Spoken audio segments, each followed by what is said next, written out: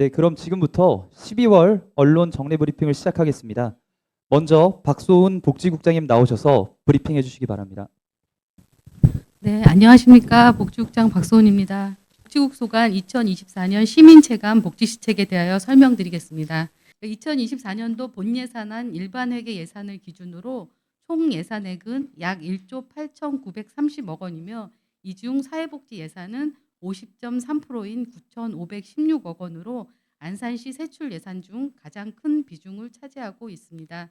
그 사회복지 분야별 예산 비중을 살펴보면 노인 청소년 분야가 33.7%로 가장 많고 다음이 보육, 가족 및 여성 분야 26.6%, 취약계층 지원이 17.5%, 기초생활보장이 16.3% 순입니다.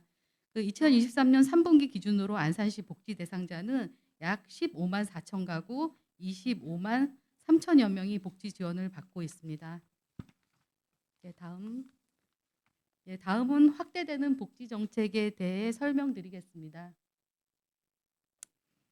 2024년도에는 기준 중위소득이 4인 가구 기준 540만 원에서 572만 9천 원으로 6.1% 인상됨에 따라 생계급여 기준도 기준 중위소득 30%에서 32%로 상향하였으며 기준 중위소득의 인상분이 반영되어 생계급여가 4인 가구 기준으로 올해 대비 13.16%인 월 21만 3천 원이 인상된 183만 3천 원으로 책정되었습니다. 그에 따라 안산시는 약 930가구가 추가로 지원받을 것으로 예상됩니다. 또한 어르신들이 소득 보장과 사회 참여의 기회를 늘려 활기차고 건강한 노후 생활을 할 수 있도록 노인 일자리 및 사회활동 지원 사업을 확대하였습니다.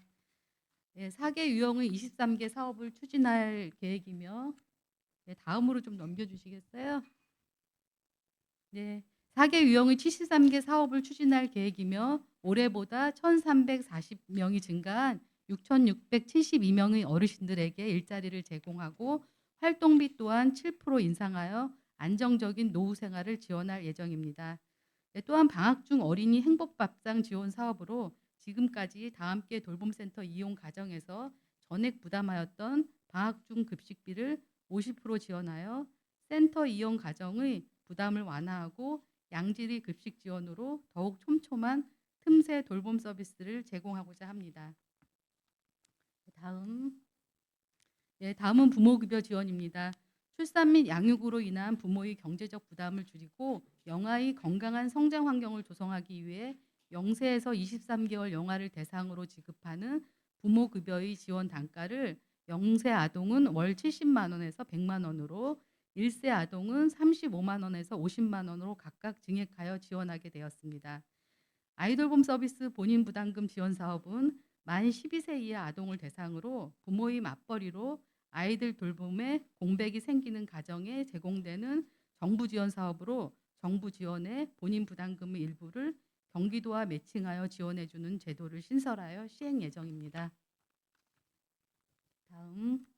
이어서 안산시에서 중점적으로 추진 예정인 복지 정책에 대해 설명을 드리겠습니다.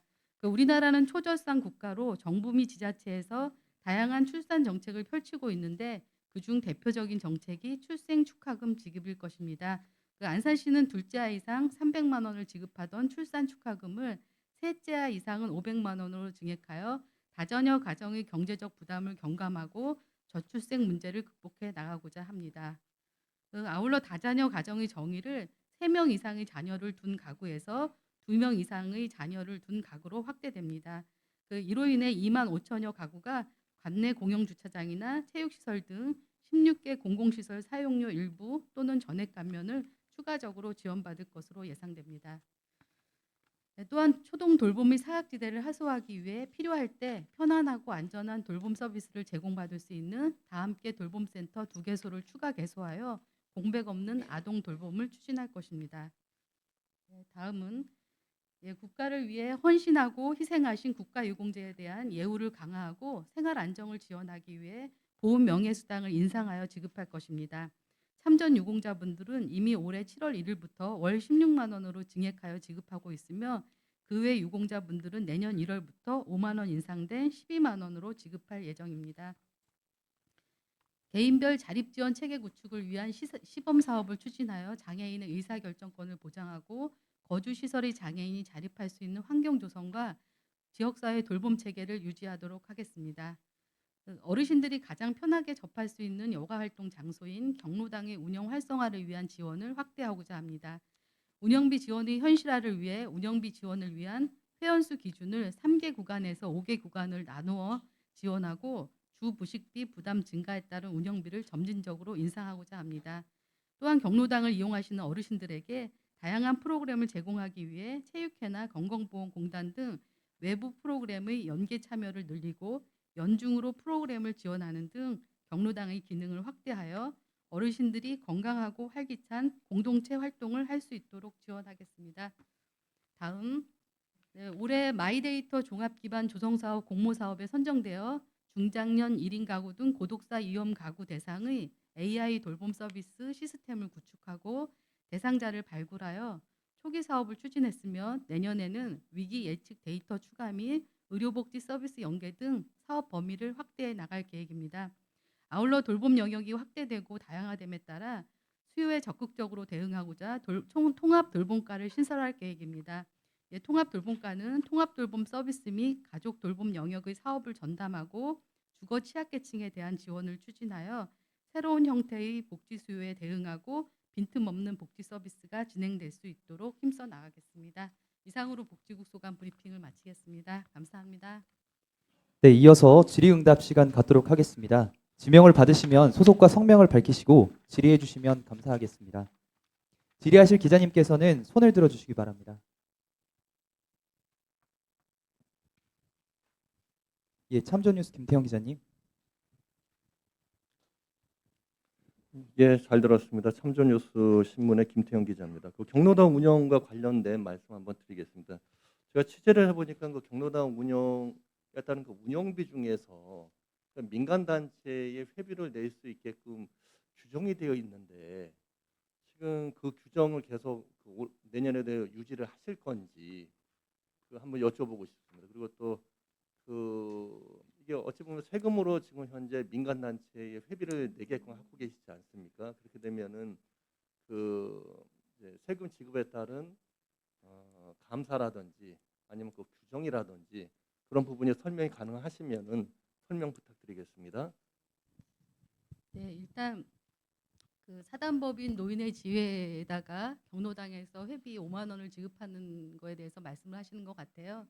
근데 사실 이제 이게 경로당 운영비는 도비 보조 사업인데 저희가 11호 또 예산을 편성해서 운영비를 지원하는 부분이 있고요. 그 운영비 지원에 대해서는 시에서 방침을 정해서 이제 경로당에다 보내게 되는데 사실 그러니까 상부 기관인 이제 사회단 단체에다가 회비를 지급하는 것은 사실 무방하다고 생각이 들고요.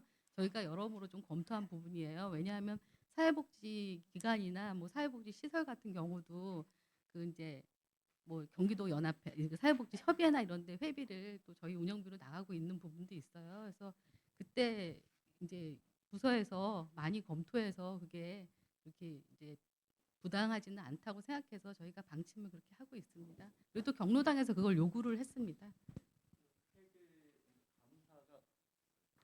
그럼 감사 규정은 혹시 가능한 부분이 있나요?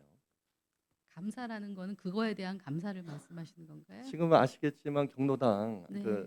노인회가 네. 거기는 직원들이 보조금 사업으로 급여가 나가고 있고 이 회비를 통해서 상여금이라든지 이런 쪽으로 지금 풀리고 있지 않습니까?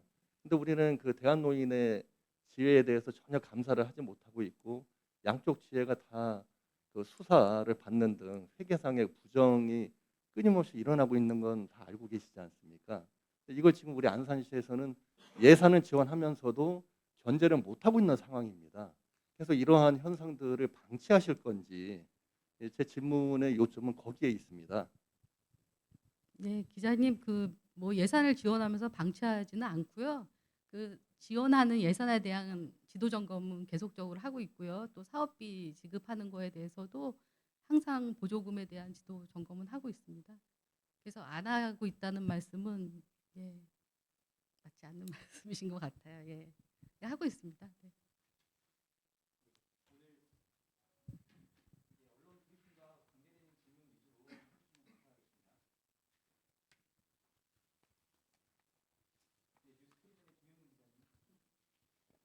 네, 뉴스 프로전의 김민무 기자입니다. 우리 안산시가 여러 가지 이제 이런 복지 지원 정책을 잘 펼쳐 있는 건 보이긴 하는데, 약간 어떤 이제 그 사회 복지 이런 요원이나 그런 사회에 대한 이런 증원 및 어떤 계획 이런 부분은 어떠신가 싶습니다. 인력에 대한 증언을 예, 인력 말씀하시는 부분, 네. 건가요? 그 인력에 대한 증언이라는 게 저희 이제 공조직에서는 어떻든 저희 이제 규정에 따라서 증언을 하고 있고요. 그리고 일단 민간 기관의 증언을 말씀하시는 건지 제가 좀 질문의 요지를 잘 전반적인 거요. 일반적으로 사회복지 시설이나 뭐 사회복지 기관은 증가할 거로 생각이 들고요. 그리고 또 뭐 사회복지를 제공하는 서비스 기관도 늘어나고 있는 추세이기 때문에 아마 인력은 지속적으로 증가할 것이라고 판단이 됩니다. 예, 마지막으로 예, 인천일보 안병선 기자님.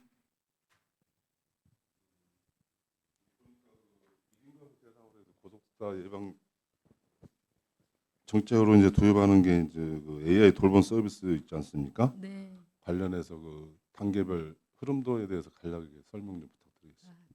네, 이제 SK텔레콤에 가입된 고독사 이제 1인 가구 가정이 동에다 신청을 해요. 그러면은 동에서는 이제 저희가 가입을 해드리고요. 그리고 이제 저희 앱을 통해서 이제 그분의 움직임이나 휴대폰 사용량 이런 게 이제 감지가 돼요. 그래서 제일 먼저 AI가 안부 전화를 합니다. 그래서 오늘 뭐 식사를 하셨습니까? 아프신 데는 없습니까?라고 질문을 하면 이분이 뭐 식사를 했는데 오늘 뭐 아파서 병원에 갔다 왔어요. 그러면 그 다음 날 AI가 그걸 또 입력해 갖고 어제 병원은 잘 다녀오셨습니까? 이렇게 이제 AI가 물어요. 근데 이게 이제 2번 정도가 연락이 안 된다 하면 이제 간제센터로 가고요. 그리고 간제센터에서 다시 한번 전화를 하고요. 그래도 안 된다 하면 담당자가 갖고 있는 핸드폰으로 다시 연락이 옵니다. 그럼 이제 담당자가 또 하는 출동해서 이제 가정을 잘 계신지 확인하는 그런 3단계로 추진하고 있습니다. 네, 이상으로 복지국 소관 질의응답 마치겠습니다. 향후에 필요하신 질의가 있으시면은 부서 통해서 이렇게 좀 직접 진행해 주시면 감사하겠습니다. 네, 감사합니다.